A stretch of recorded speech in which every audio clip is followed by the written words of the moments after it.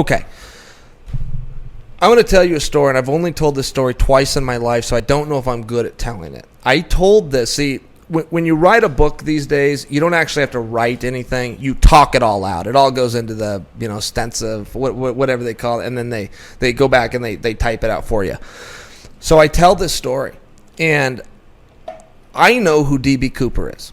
Okay? I know who D.B. Cooper is. My whole family knows, and it's been like a family secret or however for a number of years. So you know who the guy is. I know who he is. He's alive and well. And a lot of times over the past few years, somebody will be on their deathbed. This just happened about 4 years ago. A guy's on his deathbed, and he comes out and says, I'm D.B. Cooper. And he tells his whole family, and they go to the media. And the media jumps behind and says, well, it must be true, because why else would you want to go down as a criminal on your deathbed? And I'm sitting there, and I told everybody that would listen, when they look into these facts that this guy's putting out, I assure you, that won't be D.B. I told everybody, but I never told them why. I never told them how I was so confident. It's made big worldwide news. D.B. Cooper case finally saw, and then they unraveled it, and sure enough, it wasn't. But I told everybody that wasn't him. Well, the reason I knew it wasn't him is I know who D.B. Cooper is. My whole family knew, and it was a secret, and my father passed away. So now now my oath to keep it a secret has also passed away. I don't feel that I can't reveal this story. Alive? He's alive and well. I know exactly who he is, so I tell the story in my book. And there's a lot of things that happen in the D.B. Cooper case, and so I need to really make this shorter. I could take up your whole show with this, but for folks who don't know who D.B. Cooper is, why don't you explain that? Very famous. Well, he's the world's most famous hijacker, and I believe he's the most famous. One, because he was never caught, but two, he may have been the first hijacker. I want to say this happened like in the 70s, and D.B. Cooper hijacks a plane. He makes it through security. Security's totally different back then. Gets on board. He's in a cheap disguise. He orders the plane be touched down. Says he's got a device, a bomb in his bag. Shows it to a flight attendant. They touch down. There he is. Brings him up on that. Now that's a sketch deposit. Of course, nobody knows what he actually looks like, but that's the sketch deposit. If the viewers can see that. So at any rate, they touch the plane down. They bring him his $200,000 in cash and unmarked bills, and they go back up. Well, while they're up, he parachutes. They don't know he's got a parachute. Now, where the story gets interesting is he was never found, but the money wasn't either. No sign of him was found. His parachute wasn't found. His body wasn't found. And one of the things that was a problem is where he jumped was a mass forest. I mean, miles upon miles, hundreds and hundreds of thousands of square acres of nothing but forest. So basically, what any expert would say is, look, he didn't make it. If he even made the fall, he would have been eaten by coyotes or bears. There's good reason why we never found his body, and it's not because he made it out of there alive.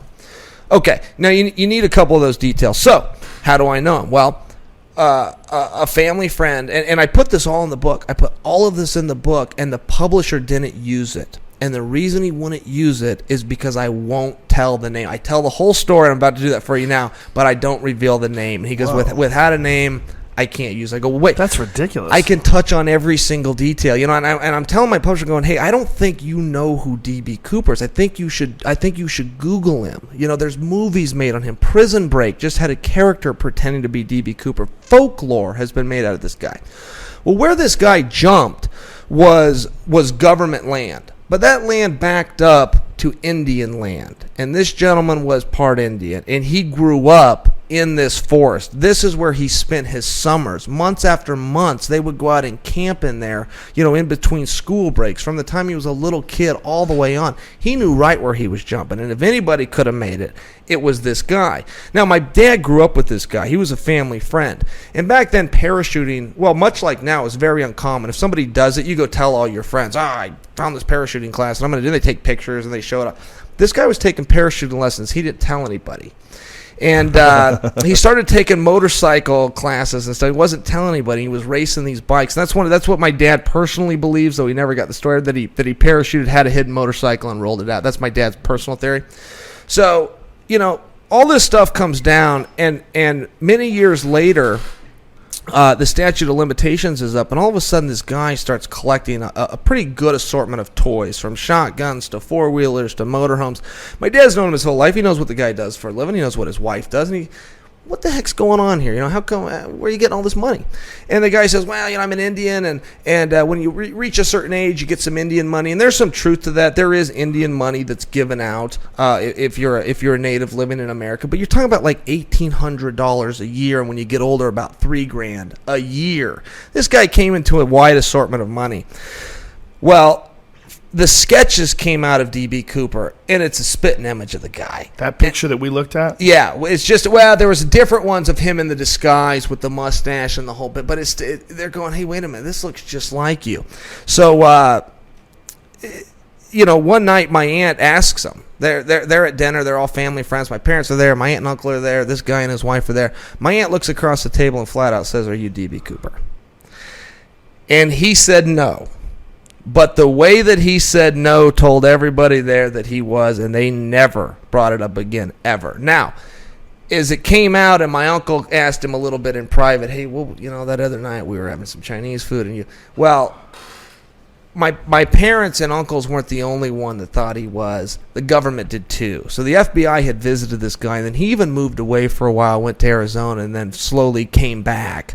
But, you know, he was talked to by the FBI. They thought he was D.B. Cooper as well. So when my dad was on his deathbed, you know, he and I had a, you know, you ask me whatever you want, I'll ask you, and I'll tell you how the story really happened. You know, it's a bit of a fun moment between father and son. Everybody leaves the room and say, hey, Dad, what really happened that night when you came in at 2 a.m. smelling like bourbon? You know, hey, what really happened that day the principal called and claimed that you and your friends were... So we kind of go back and forth, and I ask him flat out, is blah, blah, blah D.B. Cooper? And my dad said, well, all the evidence is saying that he is. Your uncle believes it, your aunt believes it, and your mom believes it. I don't think he had the courage. I don't think he was. So my dad's final ruling on his deathbed was no. He said he wasn't, but he's D.B. Cooper.